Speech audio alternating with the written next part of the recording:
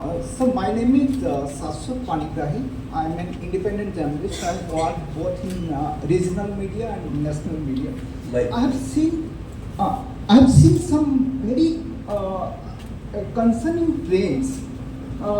Orissa only makes headlines during natural calamities, and otherwise the state disappeared from national headlines.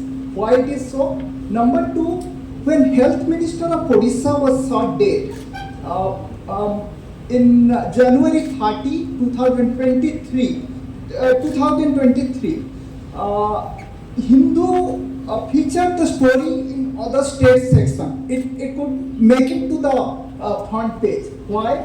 And when revered Hindu monk Swami Lakshmananda Saraswati was murdered in Kandhamar in 2008, it was a single column story in Hindu. And when the Kandhamal riot happened, it made it to the front page flyer. Each Hindu anti-Hindu.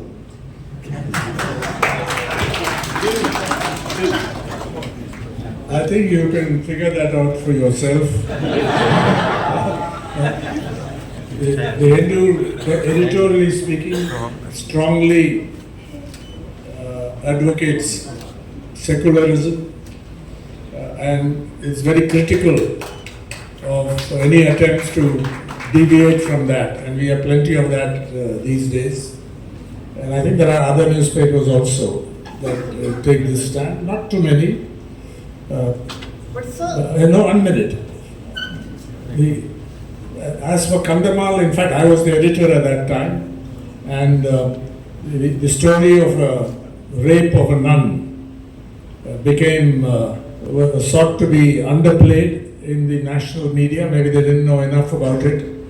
And I sent a very fine journalist, Dr. Parvati Menon, to come here. And I think the missionaries of charity were involved. We dug it out. It was true that it was front page. There's no point in comparing something happened that it's called false equivalence. Somebody was murdered, of course it's published. But here was the story that had been underplayed, that had even been suppressed. No, please. You ask me a question, do me the courtesy of listening to me, and then you can come back at this time, now or later. So, it was an investigative story, and to the credit of the Chief Minister of the day, Mr. Naveen Patnaik, he acted on this basis once it came out. And the matter was, secondly, Odisha doesn't get negative publicity. In fact, in an award that we give, Sports Star Award, year after year, the state that wins, the state that does most for sport is Odisha year after year. And twice the Chief Minister came to Mumbai to receive the award personally. And I think also there's been a lot of analysis about governance in Odisha, studies which we have published, several pages. So I don't think you should get the impression that Odisha comes into the news. It's a great civilization.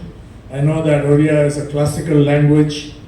There's a lot of culture, dance forms and so on. I think there is a great deal of respect for Odisha, but also surprised that a fairly low-key political leader was able to win so many terms. So what's the secret of that? And there's been quite a lot of analysis published on this.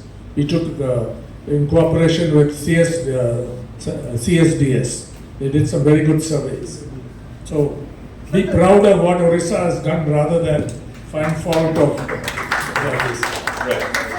Thank you, Mr. Ram, and thank you for the time, the valuable. The entire platform is hijacked for it. I don't know. I think Mr. Sanjay Hegde posts and I post, and I think we don't necessarily, but we are not hijacked. I think. But yes, it is true that when he bought Twitter, it was seen as a poor decision, but he has been able to transform it and change the rules of the game for the worse. There's no doubt about it. And if you see what Alan Rusbridger, former editor of The Guardian, and others have written, they are very, very critical There's even a move to get off X. That we boycott X, but they've not done it yet because X still matters. But in India, Twitter has a much lower following than Facebook, WhatsApp, Instagram, and so on. The actual, and another thing, if you go to Mr. Modi's handle, you'll see what is the latest. Is it 9? How many million? Can somebody check for me? But there are not that many Twitter users in India. It's only a fraction. So I don't know how. 91.8. But look at the number of Twitter users in India. It's about 25 million. So all these are the diaspora. They bot. It's not just Mr. Modi. It's for anybody, including us. There are a lot of bots which are following it. But you have to be more critical of these numbers when you see the reach. They want to create the impression that, particularly the Prime Minister Modi, whom I know quite well, I think his approach seems to devalue the professional media. That I don't care that much. Journalists are not taken on board when he goes abroad the way previous leaders used to take them. So it's more social media. But is the actual impact what it claims to be? The social media, this has to be researched. And I think it's exaggerated, greatly exaggerated.